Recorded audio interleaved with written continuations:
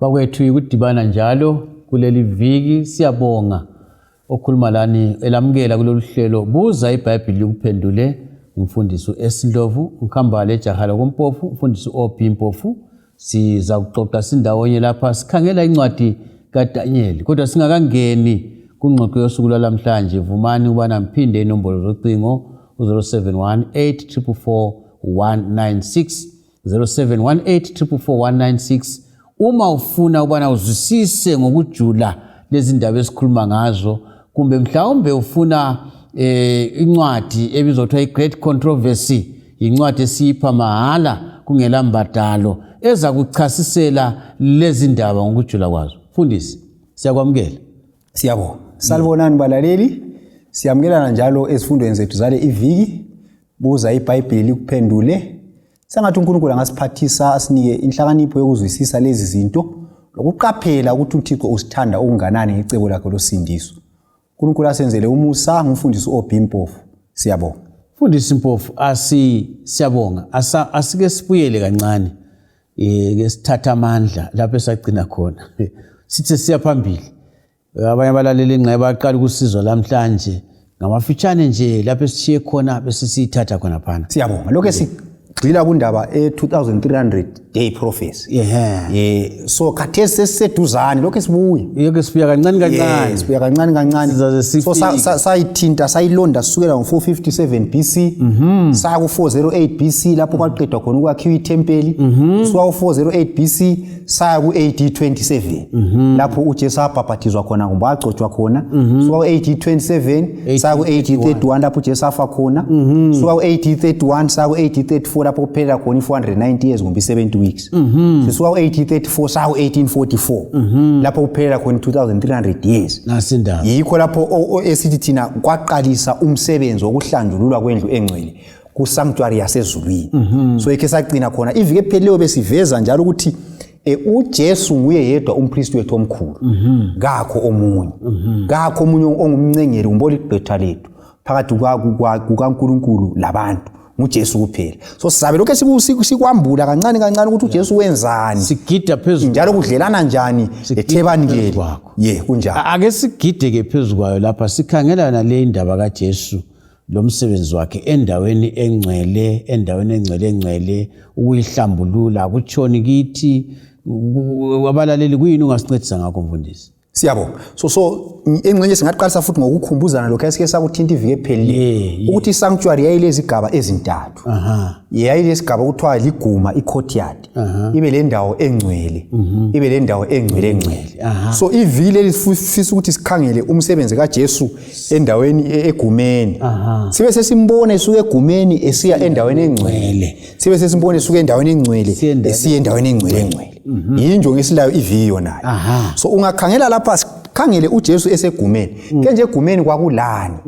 Le futhi kuthiwa impinda impinda. So isathe egumeni kwakulo kubizwa kuthiwa ialtare lomhlatshelo. Ilathi lomhlatshelo. Then le ndishi eyilamanzi okuthiwa ilava. So ilathi leli yikho lapho kwakubulawa khona izinyamazana. Antu uyayibona indaba. Sase sikuveza ukuthi lathi leli esithethina isoni sasiphelela kwamba. Isoni sasiphelela kwamba. So sase sikuveza ukuthi lathi leli limele isiphambano sika Jesu. Esiyiso ekuyikho lapho Jesu afela khona efela izono. Ngomnikelo lona umele yena. Ngomnikelo wawumele yena. So kuthi ukuthini? Kuthi egumeni la kusikhomba ngapi? Iguma limelele umhlaba wonalo. Lapho Jesu afela khona. Lapho isiphambano sakhe sikhona. Lapho so uJesu kafelanga ezulwini. Yikho sisithi thina ilathi leliyana limelele okuyenzakala emhlabeni. Antu uyayibona indaba. So sikhangele uHebrews 9 lapha iverse 26. Ithi yona uba kwakunjalo wayemele ukuhlupheka kaningi selokhu kwadatshula umhlaba. Kodwa ubonakaliswe kanye ekupheleni kwesikhathi ukuba asuse izono ngokuzinikela kwakhe. So sibona uJesu lapho ukuthi wabonakaliswa kanye ukuthi azozinikela kanye. So ku courtyard lapha sifundani. Sifunda ukuthi imhlatshelo yokusindiswa kwabantu yenzelwa emhlabeni. Njengoba izinyamazana zazibulawela ku courtyard, kwakusitsho ukuthi uJesu kasoze afele ezulwini, kodwa uzafela ngaphi? Emhlabeni. So i-courtyard ithini? I-courtyard ithi nanku umsebenzi kaJesu esemhlabeni. Yiwuphi umsebenzi kaJesu esemhlabeni? Yikuthi afele izono zabo bani? Zabantu. Then laphana futhi ku courtyard kwakule nditshi umpriest ayezibuka khona ageze elezibuko liyana elezibuko lamanzi. So inditshi liyana futhi ivezani? Iveza ukuhlanjululwa kwebandla lomthetho kaNkulunkulu. Izibuko lezana zimelele umthetho. Umthetho uyasitshengisa ukuthi siyizoni. Then igazi likaJesu bese lisihlambulula kumbe ivangeli bese lisihlambulula. So umthetho woniwe ngaphi kumbe wethulwe ngaphi? Emhlabeni. Njalo uNkulunkulu nxa echumayeza abantu bachumayeza ngaphi ukuthi bahlanjululwe emhlabeni. So iguma lisitshengisa lokho kwenzakala emhlabeni. uJesu wafela emhlabeni. Kuyacaca mfundisi. Mbonani kuyacaca kakhulu. Kasidlule siye phambidlana kancane. Siyabonga. Sesisiya ke uJesu elapha emhlabeni sikukhulumile ukuthi ngo-AD 27 wabhaphathizwa wagcotshwa. Ngo-AD 31 wenze njani? Wafa. Siyabona ukuthi esefile wavuka ngesandi. iBhayibheli yasitshela ukuthi wahamba ezulwini waphinda waphenduka. Wahlala 40 days labafundi bakhe. Then kumsebenzi ku-1 verse 6 sehlala wenyuka esesiya ngaphi? Ezulwini. Esefika khona ngale ke ezulwini wangena endaweni enjani? Engcwele.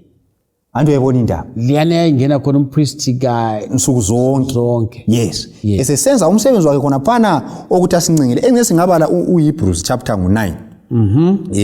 Iverse ngu-24. Ithi yona ngoba uKristu kangenanga endaweni engcwele eyenziwe ngezandla. Engumfanekiso waleyo eqotho. Kodwa wangena ezulwini uqobo ukuba khathesi abonakale phambi kaNkulunkulu ngenxa yethu. So uJesu esuka lapha ngo-AD 31. Wahamba wangena endaweni enjani? Engcwele.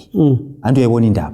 Esiya kwenza umsebenzi owawusenziwa ngumpriest endaweni engcwele okuthethelela izono zabantu. Khonokho umfundisi okuchasisayo ngifuna ukuthi abalaleli bakubamba ukuthi into ejulileyo. Kujulile kakhulu. Ngoba abanye abantu nxa befunda iBhayibheli uJesu wabuyela ezweni wathi ngiyalungisela indawo. Kunjalo. Phelela khona kunjalo. Kodwa wena lapho uchasisa into ejulileyo. Kunjalo. Eqhuma into eyisenzakala lapha lesezulwini. Kunjalo.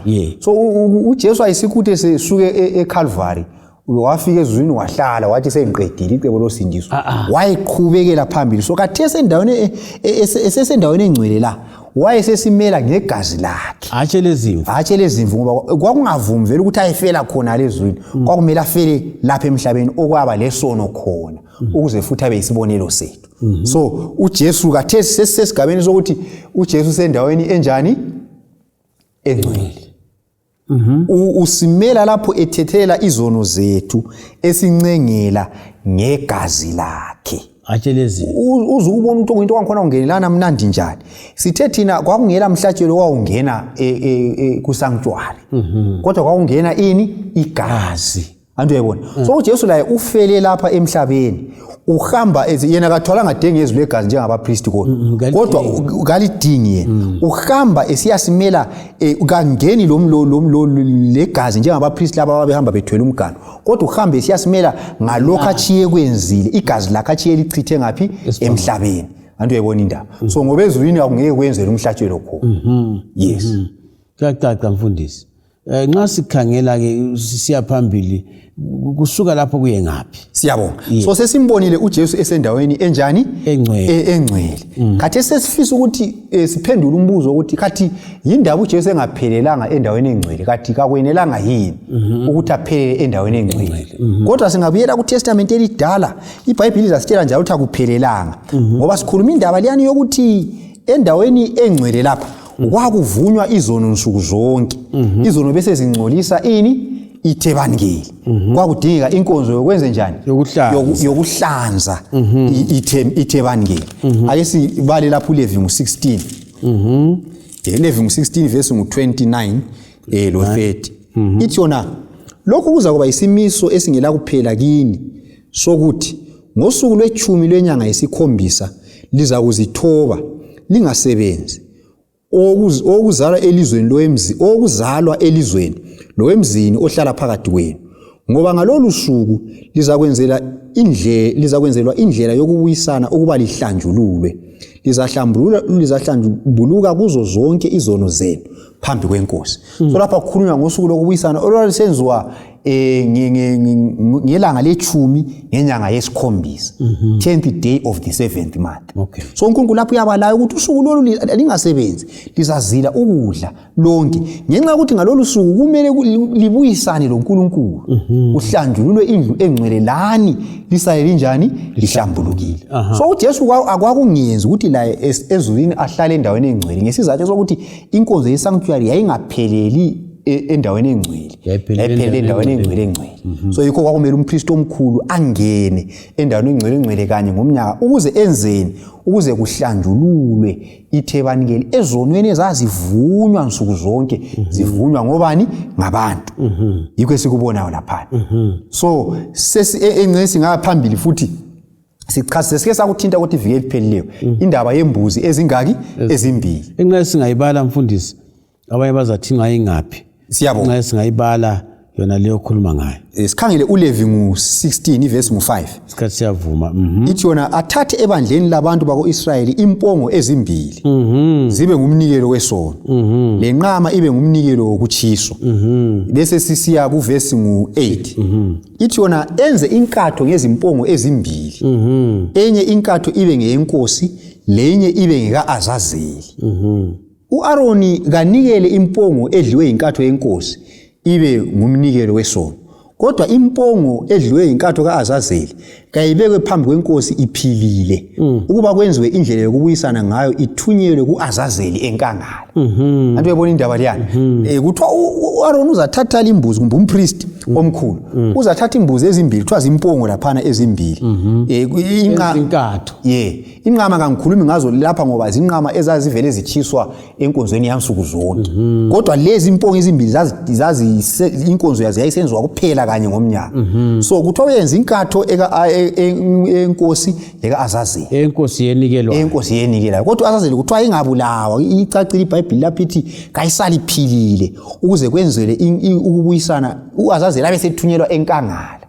Antu uyayibona indaba. So sasisukuthinta ukuthi umpriest engaqeda ukuchela igazi lembuzi yenkosi, uzasuka yena ayebamba ikhanda lika-Azazeli.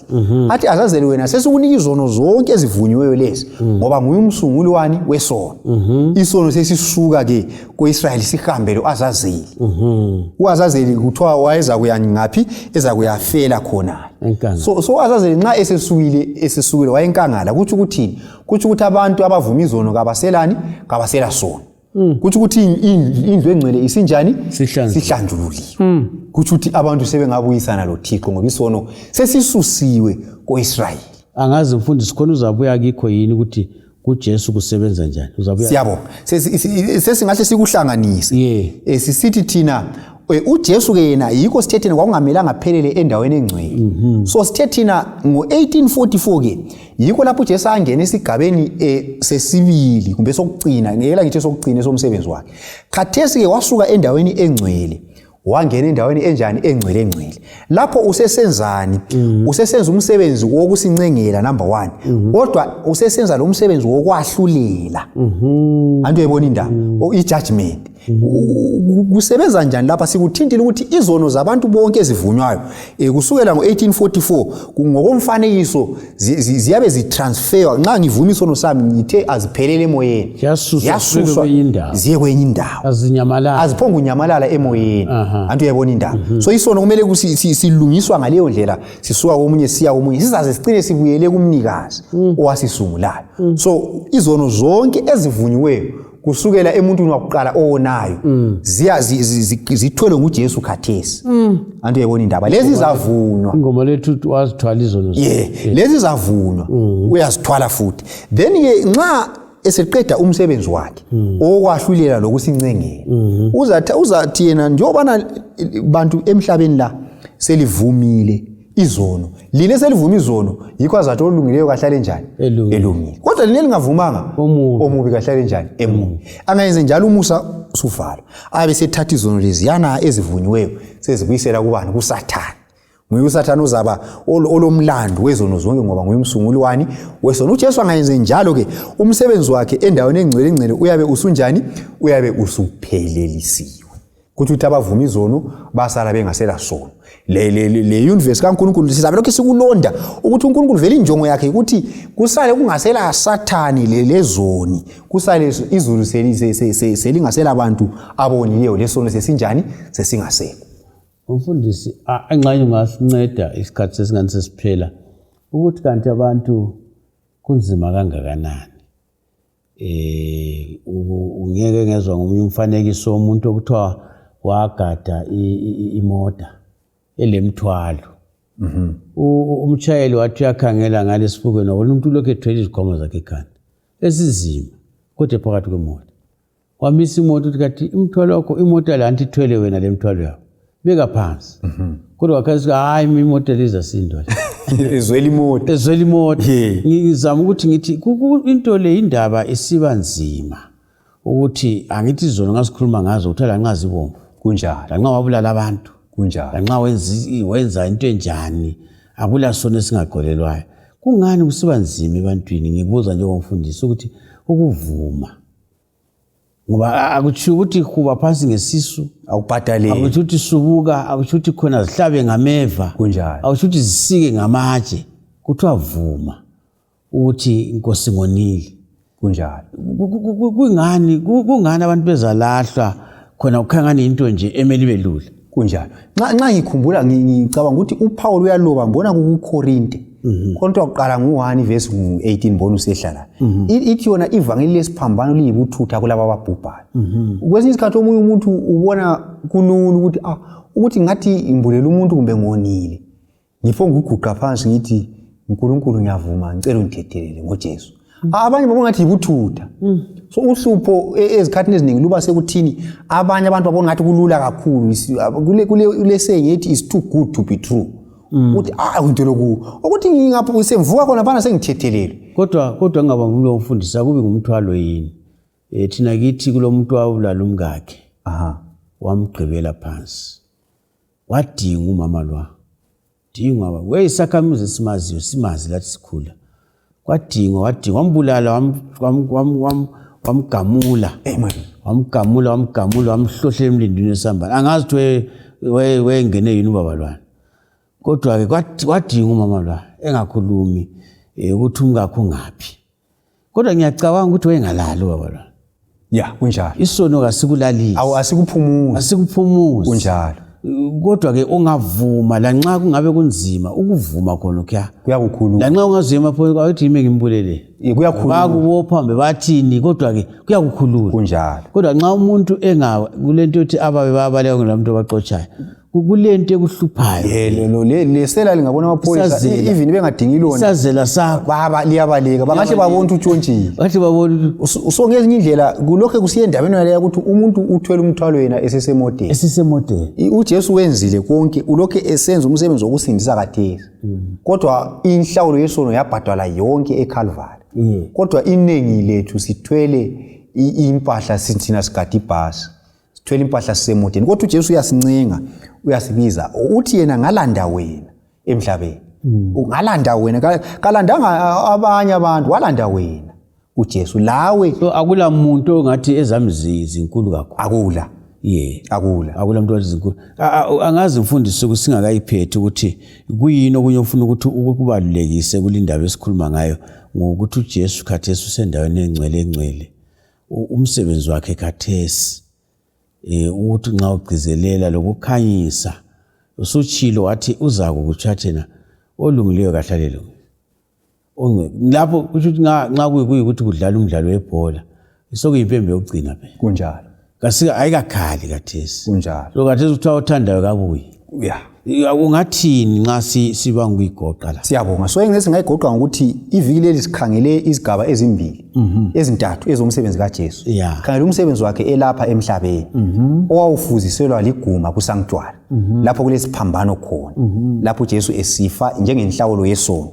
Sakhangela isigaba sakhe esesibili esuka lapha emhlabeni ngo-AD 31 siye endaweni engcwele. Esenza umsebenzi wakhe wokusincengela. Umsebenzi wawufuziselwa ngumsebenzi kaMpristi nsuku zonke kusanctuary endaweni engcwele. Sakhangela isigaba sesithathu esiyiso esikiso kakhulu kuDaniel 8 verse 14 esenzakala ngemva kwe-2300 days kusukela ngo-457 BC. Lapho uJesu asuka khona endaweni engcwele engena endaweni engcwele. Yiso lesi sigaba esiqalisa ukwahlulela i-judgment eyesizakhuluma ngayo mhlawumbe emavikini alandelayo.